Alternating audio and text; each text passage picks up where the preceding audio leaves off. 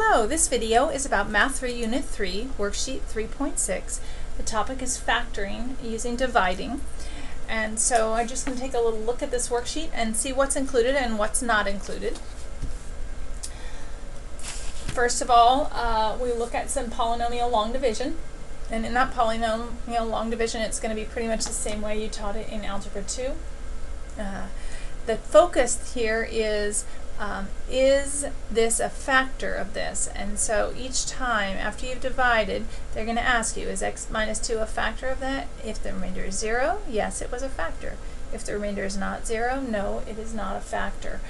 Right here, this is a good spot right at the beginning to point out to them, we could have figured this out other ways. We could have just taken this polynomial and factored it. We know how to factor quadratics. And this would come out x minus 2 times x plus 7, and lo and behold, x minus 2 is a factor. That's what we found out here, that when we multiply x minus 2 times x plus 7, we should get this quadratic polynomial. And so just to show them what that means when we divide and we say something is a factor, that's a good thing to have done. And so there's questions here, are things factors or not?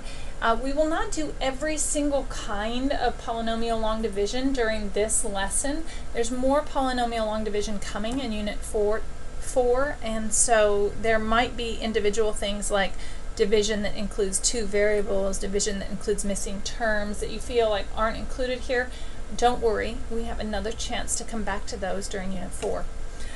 After the long division, we have a chance to look at synthetic division. It's been a little while since synthetic division was in our CUSD Algebra 2 course, so it might have been a while since you taught that.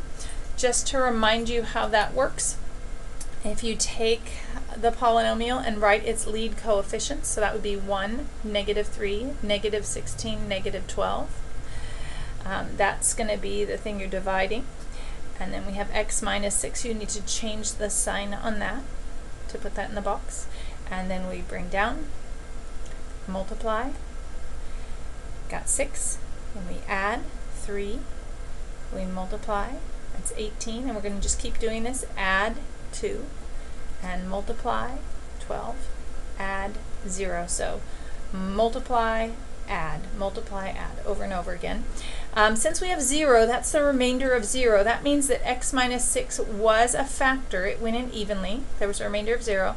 And when we divided out this x minus 6, we're going to take this degree down by 1. So since the degree is currently x to the third, we'll now be down to 1x to the second plus 3x plus 2 with a remainder of 0. So in this one, the remainder was 36, so the answer was no, that wasn't a factor. And the degree down by 1 from squared went to the first degree. And so a little practice on synthetic division. This one does have missing terms. So for the x to the third, we put in a 0. For the x to the first, we put in a 0. You won't see many like that, but maybe 1 or 2. Notice that we didn't have another good way to factor this. This 4-term polynomial, I would have thought of factoring by grouping, but when you try factoring by grouping, that does not work. When you try rearranging, that does not work. And so this factoring by dividing is a good way to go. They will be consistently given something to try dividing by. They won't be asked to guess what they should divide by, which means we won't be covering rational root theorem, Descartes' rule of signs, any of those other things that are traditional advanced math topics. So what you see on this worksheet is pretty much what you need to cover. Once they've learned the skill of dividing, we're going to go ahead and use it for what we've been working on this whole chapter. We're going to try to factor this completely, and then eventually we're going to get to graphing.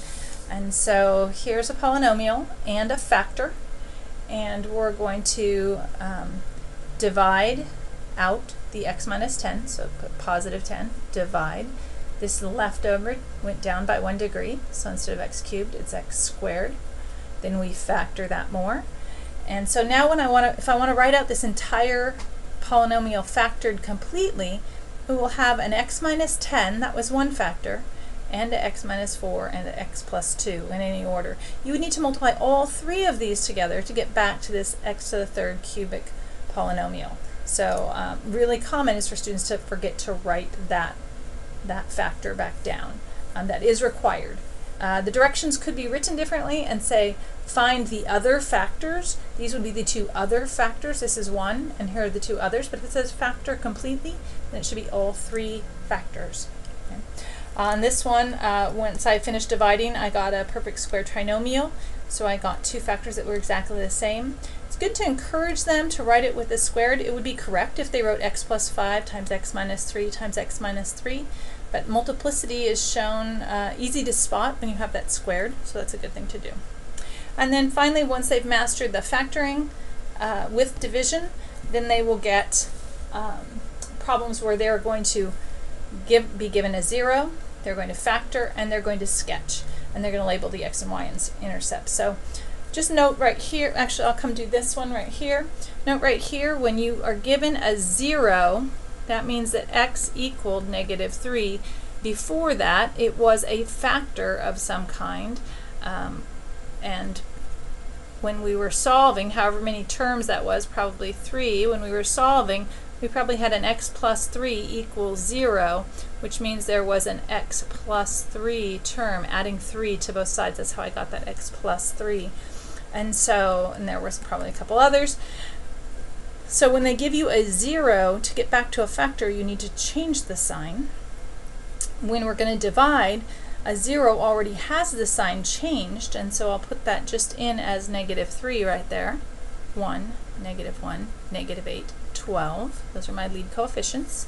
And I'll divide, bring down, multiply, add, multiply, add, multiply, and add, and it's 0. Yay. If they don't get 0, they should double check, because we're not lying to them about these things being factors or zeros. So if they don't get 0 here as a remainder, it means they've made a math mistake, and they should double check that.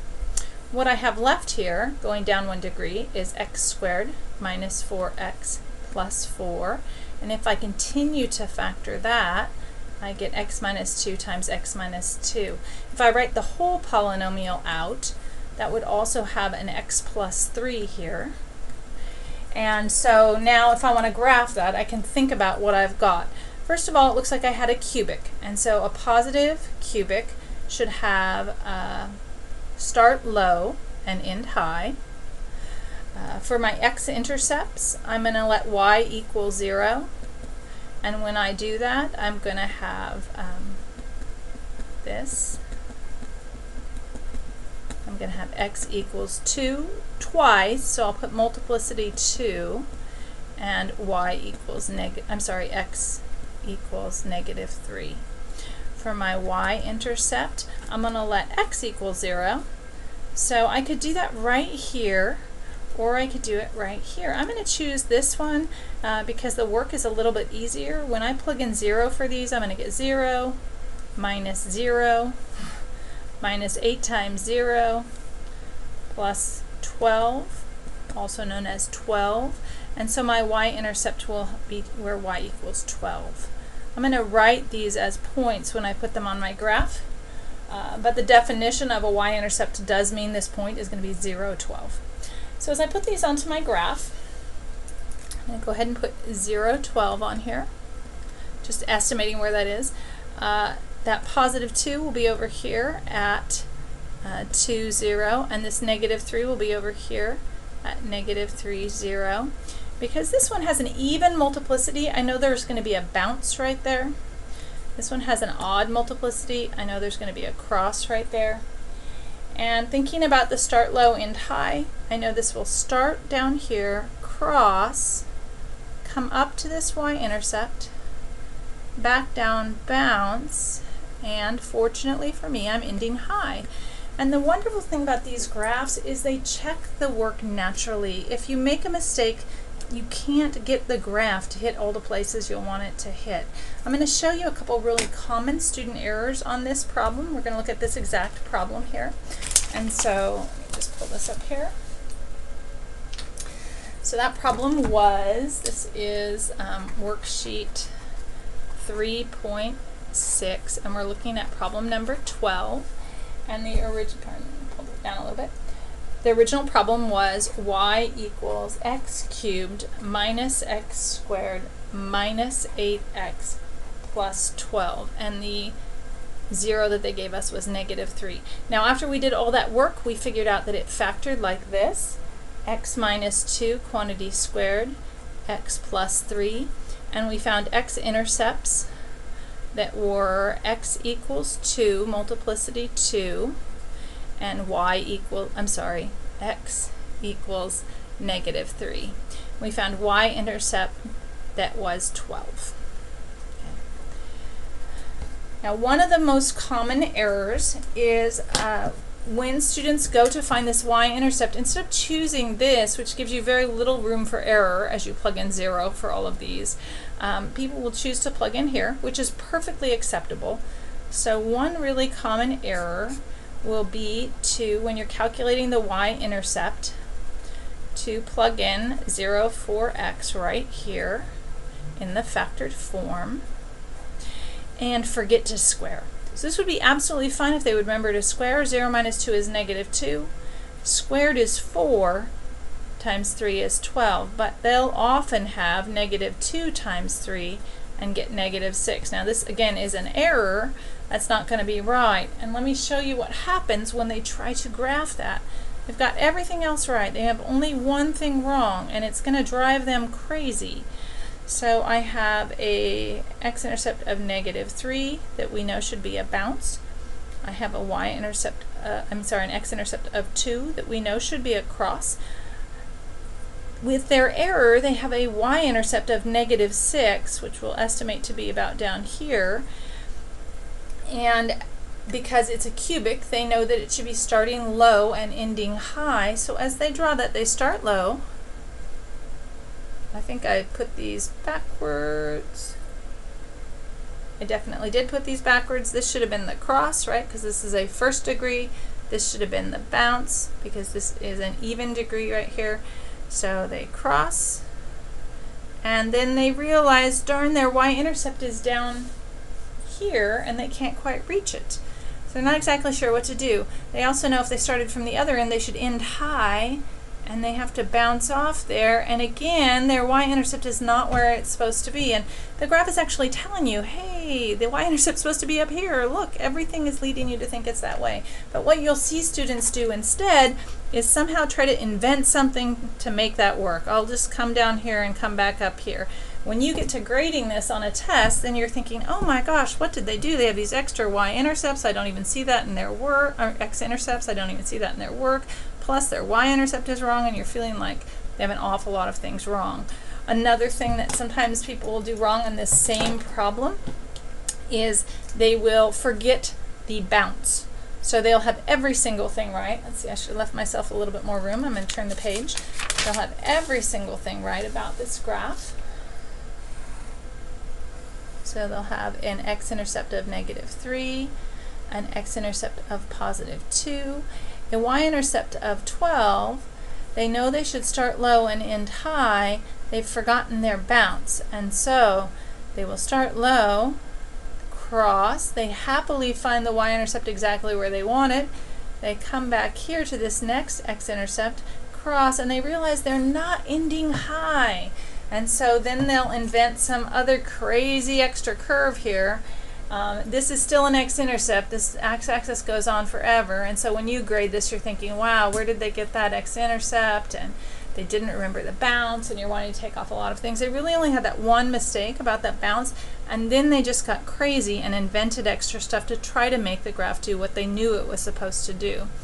One thing I encourage my students to do, just so they wouldn't run out of time redoing the problem over and over again, is first to look through and try to find their mistake. If they don't see it, to write themselves and me a note to say, just let it go down. I know this graph should be ending high, can't find my error.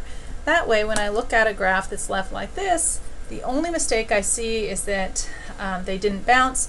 They knew it was supposed to end high. They can't make that happen, but I know that this is the mistake that they've made. And they're communicating their thinking to me, which is a good thing to be practicing. And so the nice thing about these problems is if done right, everything matches, everything fits just perfectly, like we saw right here. And when it's not done right, it definitely tells you things are not working out. Something is definitely wrong. My y-intercept is not where it should be, and so that's a good thing. Okay, the last page of this is really meant to be done at home because you're kind of wanting your students to discover a couple things. So I would not give notes on this part. I would let them try to figure this out on their own. So first it says divide by the method of your choice. This is nice to go home and do, practice the division that they learned. So I divided, put the positive 3 here and divided by synthetic division, got a remainder of 0. What's the remainder? 0. And it says find the value of x to the third. That's been changed on the worksheet. When you download it, you'll have a C3 there. So then I put f of 3 and I plugged that into the function and I got 0. And it asks what's f of 3 and I said 0. Number 14, similarly, divide by x plus 1. So I divided by x plus 1, got a remainder of 3. This time it wasn't a factor. Find the value of f of negative 1. I plugged negative 1 in, got 3. In fact, this is called the remainder theorem. The remainder can be found in more than one way. The remainder can clearly be found by dividing. That is how you get a remainder. But the remainder is also the value you'll get when you plug in the 0 to f of x. You'll get that for the remainder. I'm sorry, it doesn't have to be a 0. When you plug in the x value to f of x, you'll get the y value of the function at that point. So if I plug in 7, whatever y value I get, whatever number I get out will be the point 7 comma that number. And that's a really nice shortcut that they then ask them to apply. Here it says, what pattern do you notice in the answers for 13 and 14? And I wrote the remainder is the same as what you get when you plug in. I want to encourage you to have them improve that answer. You'll probably see an answer like that. We want to be a little bit more precise in our language, explain a little bit better. So how about when you divide by, and I need to make up something, so I'll say x minus a as a general term. The remainder is the same as what you get when you plug in a to f of x, or to the function. So we want to get them to just be a little bit more clear, increase their precision in their language. That's one of our math practice standards, and being able to explain your thinking, another thing. So based on those observations, then they're supposed to figure out, do you think x minus 1 will be a factor? So now we have to apply, well, a factor should have a remainder of 0, and I've discovered this shortcut on finding the remainder. And so if I plug 1 in, changing the sign, I get 1 minus 2 plus 1, I get 0. So yes, I do think x minus 1 will be a factor, as the remainder will be 0. Now when they come back, you can ask them, how could we verify that? And we could verify it by actually dividing. Long division or synthetic division, either way is going to be a really long problem. If I try to do this by synthetic division, changing the sign, I'll put 1. Now I need to put the lead coefficients across, and x to the 13th has a 1, but x to the 12th, 11th, 10th, 9th, let's see, are all zeros. X to the 12th, the 11th, the 10th, 9th, 8th, 7th, 6th, 5, 4, 3, 2, 1, 0. And if we do this synthetic division, we should find out a remainder of 0. So let's try that out. Bring down, multiply, add, multiply, add, multiply, add, multiply. This is so exciting. Multiply, add, multiply, add, multiply, add, multiply, multiply, multiply, add, multiply, add, multiply, add, multiply, voila, remainder of 0. And so that verifies. It's a cool way to start your class. Kids might be kind of excited about figuring out this shortcut, and then have them prove that they're really right, that that actually works.